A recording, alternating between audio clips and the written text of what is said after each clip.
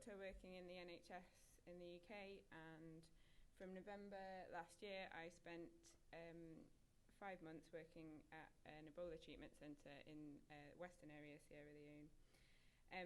My role involved caring for patients with Ebola virus disease, and it's through that work that I realised an appreciation for a desperate need for palliative care in these patients. And I don't think it's a topic that's really discussed. There's lots of discussion around novel therapies, potential vaccines, supportive care, but actually no one's talking about care of the dying patient. Yeah. Okay, so just a really quick recap around the background of Ebola. It's a single-stranded RNA filovirus, of which there's 5 known species, 4 of which cause diseases in humans. The current West African outbreak is caused by a strain of Zaire Ebola virus. It's a zoonotic virus that's thought to have an animal reservoir in the fruit bat, and it's spread to humans through the butchering or consumption of infected bushmeat. So that's either the fruit bat or non-human primates infected by the fruit bat. Human-to-human spread is through direct contact with infected bodily fluids, and this makes it quite a tragic disease in that it affects carers and healthcare workers predominantly, as they're in the front line dealing with infected patients. Press the wrong button. So again, just a quick recap over the current West African outbreak. It was recognised by the WHO in March 2014, and by August of the same year it was declared a health emergency. It's the largest the world has ever seen, and cases have been reported in 10 countries, with the 3 worst affected countries of Sierra Leone, Guinea and Liberia still reporting cases at the moment. The epidemic in West Africa is much worse than previous epidemics that have been confined to sub-Saharan Africa and Central Africa. And this is probably due to the poor public health infrastructure in these countries, really high population density, and perhaps a delayed international response to the epidemic. So the signs and symptoms of Ebola virus disease are wide-ranging and progressive. Upon entry to the body, the Ebola virus has a period of asymptomatic viral replication, denoted by the incubation period of 2 to 21 days. It targets dendritic cells and macrophages, causing a dysregulation of the host immunity. It spreads through the lymphatics to target organs of the liver, spleen and kidneys, and the resulting necrosis within these organs causes a systemic inflammatory response along with a macrophage infection. And this gives you the symptoms of a general viral illness of fever, myalgia, fatigue, arthralgia. The resultant systemic inflammatory response is thought to cause the gastrointestinal symptoms that we see of diarrhea and vomiting, and patients with gastrointestinal involvement can output around 5 litres of diarrhea and emesis a day. Again, the systemic inflammatory response leads to increased vascular permeability, and with rapid replication, high viral titers, and in a patient with this dysregulated immune system, it can very quickly become an overwhelming disease state, causing shock, end organ damage, hemorrhage, and ultimately death. So Kerrytown is an Ebola treatment centre where I was working. It opened in 2014 in the middle of the epidemic in the western area of Sierra Leone. It's an 80-bed facility run by Save the Children. It shared a site with a 20-bed facility for healthcare workers infected with Ebola through their work, and that was run by Tutu Field Hospital of the British Defence Medical Services. Also, due to recent advances in portable laboratory technology, we had on-site laboratory facilities run by Public Health England. We admitted patients that already had Ebola virus disease confirmed in holding centres, and on admission we repeated that PCR test, did malarial RGTs, and took haematology and biochemistry samples as standards, which is something that's brand new for an Ebola outbreak. It means because we had the on-site laboratory, we had a blood work turnaround time of a few hours rather than a few days seen at many other centres. On admission, we also clinically staged patients. So stage 1 denoting mild or early disease, so that fever and arthralgia. Stage 2 was for those patients who had gastrointestinal involvement, and stage 3 was reserved for those patients that had late and complicated disease with evidence of shock or hemorrhage. We could offer supportive treatment, including intravenous fluids, and symptom relief, as well as antibiotics and antimalarials as required. So why is palliative care so important? This slide just is a bit of a description about a representative cohort of patients. We collected the demographic data of patients admitted over 1 month as part of a wider study that Luke's going to talk to you about next. But I think this slide really just shows us we had a young patient cohort of an average age of 26 years, a third of whom would die on average less than 4 days after we admitted them, and 20% of those patients who died were children. We had some clues as to those patients who were more likely to die, in that those admitted with a higher disease stage on admission or had a low cycle time denoting high viral load were more likely to die. So 2/3 of patients in stage 3, their outcome was ultimately death. Palliative care is defined by the World Health Organization, as you see here, and it's a term that denotes caring for patients with life-threatening illness and pays special attention to symptom control, as well as spiritual, psychological, and emotional support for patients and families, and also after-death care. What does this mean in an Ebola setting? It means quick and accurate diagnosis of dying. You know, most of our patients, we had less than 4 days to recognise that they were a patient that was likely to die, but we didn't want to get it wrong in such a young patient cohort. Symptom relief had to be effective. I'll discuss later the interrupted ward rounds that we could do. You had to deliver a symptom relief and know that it was going to work. And as well, delivering psychological, emotional and spiritual support to a patient group that were very scared, very unsupported in difficult situations. And then delivering this bereavement support to families after the death of their patients. So these are the challenges that we faced, and most of them were related to the necessary infection control precautions. So as you can see here, this is a colleague of mine, Stephen, working at the treatment centre, and he's wearing protective equipment, revealing a small sliver of skin around his eyes, and that's it. Obviously, this creates huge barriers to both non-verbal and verbal communication with patients. Also, in a West African climate, it's very, very hot, very humid, and most workers can tolerate about 45 minutes to an hour in this kit before they start to feel unwell. They've lost too much fluid through sweat, too hot, difficulty breathing, and they need to go to decontamination. So this significantly limits your time with patients. If you can tolerate that for an hour and you've got 60 patients, that's a minute per patient. And again, this is linked into this idea. We had non-continuous presence of healthcare workers on the ward. So after decontamination, healthcare workers took a few hours to rehydrate, get feeling better again before they could go in and see patients. And the fact that patients had to be isolated from their families, from the community in the centre, led to this quite reasonable fear from patients of dying alone in an Ebola treatment centre away from their families. As well, families were unable to come in and visit, and in most cases, if the patient was unwell, they were unable to see their relative after they were admitted to the centre. And this can breed a bit of an ethos of mistrust of the centre. You know, you admit a patient, some come out, some alive, some don't, and no one quite knows what has gone on inside.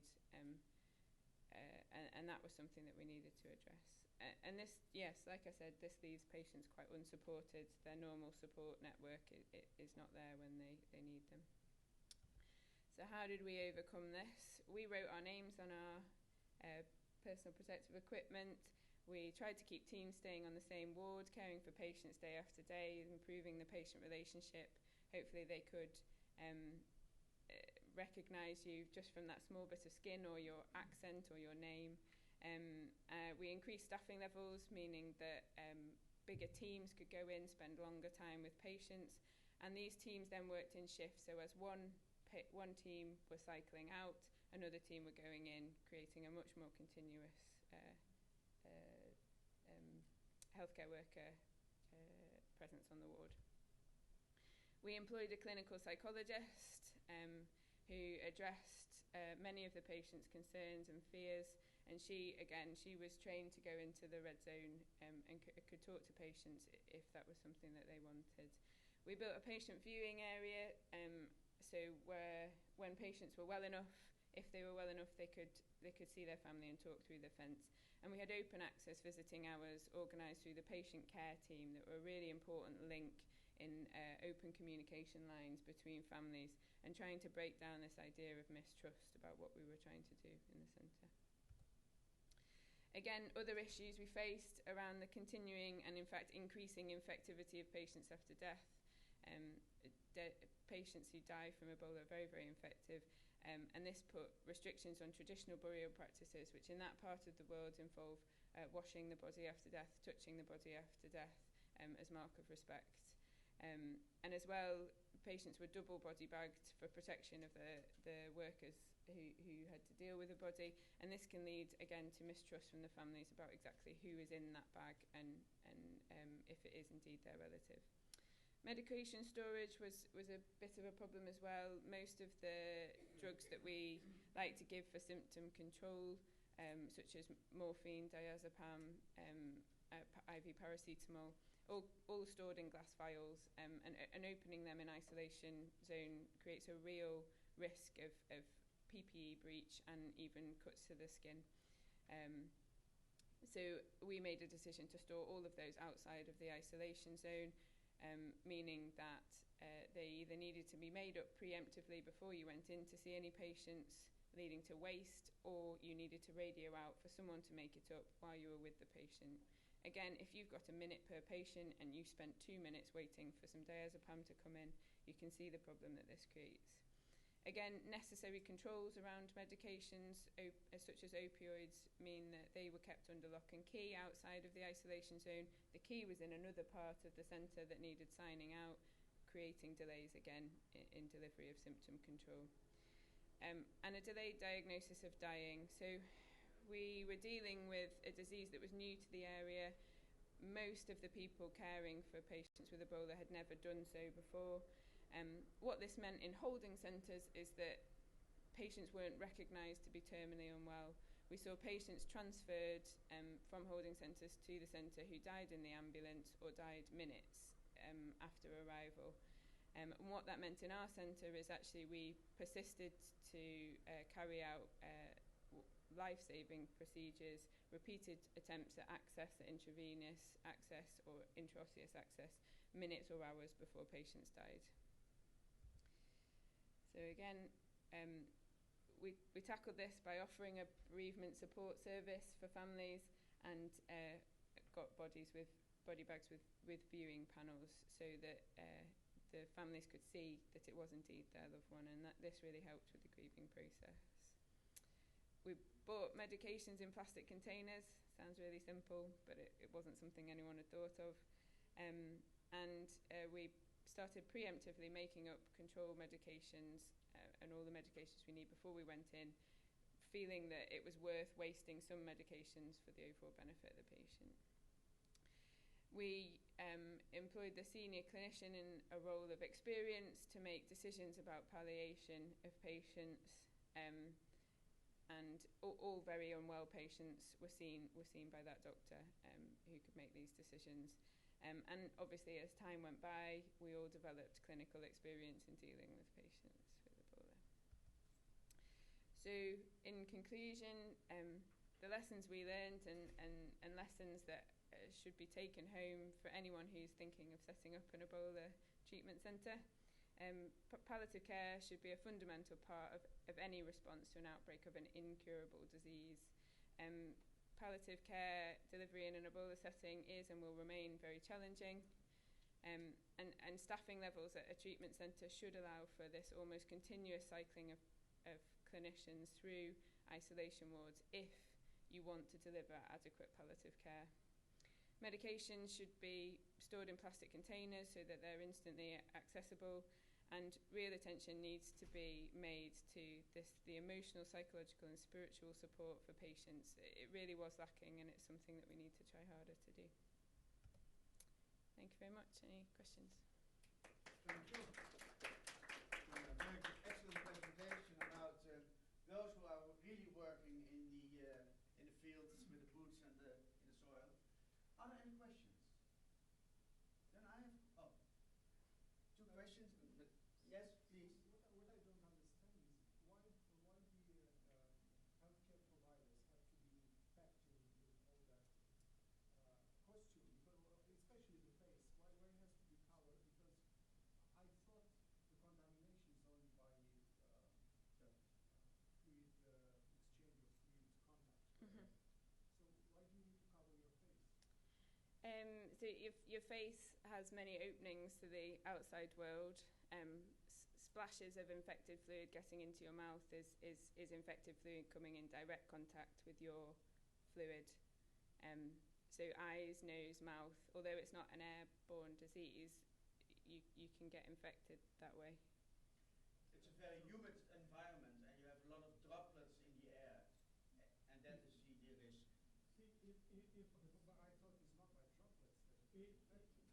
I think direct contact with fluids. Mm-hmm. Yesterday, I presented on one of my slides that experimentally, Western Ebola, which has not been shown to be human pathogen, have been shown to infect through aerosolization. So, I mean, chances are, if splashes, if you're handling a patient very closely and splashes come onto you, you can get infected. And the splash is now a droplet of fluid. Yeah, I think even without this idea of aerosolization or droplet spread, all it takes is for you to have a cut in your mouth, a child with sweat containing Ebola virus to reach up and grab you, and you've then got a significant risk of infection. No, it's only prudent to have those.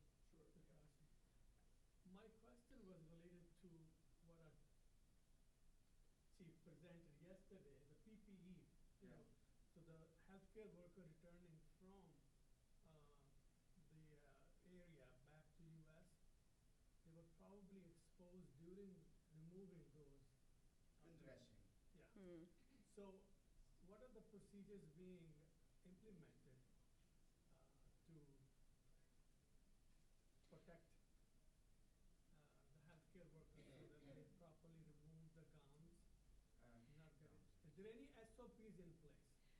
Certainly our centre had an SOP on it that was constantly revised with any time there was new evidence, but the evidence is quite limited. Personally, I went through many times into the red zone and decontaminated in the way that I had been shown, and fully educated in, and many of the NHS workers in this country were educated before they went in country, and then again we did repeated educations in decontamination, and if you followed the protocol, I think you were kept safe. Further question? Yes? I have an ethical question. You know that precautions are so costly, they're very expensive. In countries that those precautions are not available for the health staff, if he have the right, he or she has the right to refuse to provide the health care.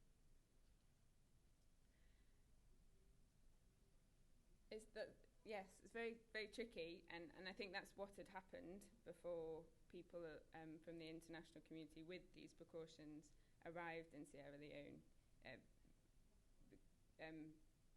Healthcare providers in that country weren't providing any medical care. Certainly, the only hospital I think I know of in Sierra Leone that was still operating was in Freetown, and that was because King's College were in there providing an isolation service that could deal with Ebola cases while healthcare workers could treat other diseases. But I can totally relate to the sort of overwhelming fear of seeing anyone with a fever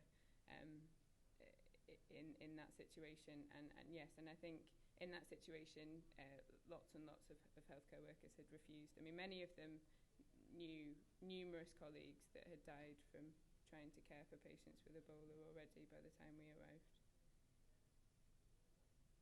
Thank you. Okay. Thank you again for this excellent presentation. And I have also for you the certificate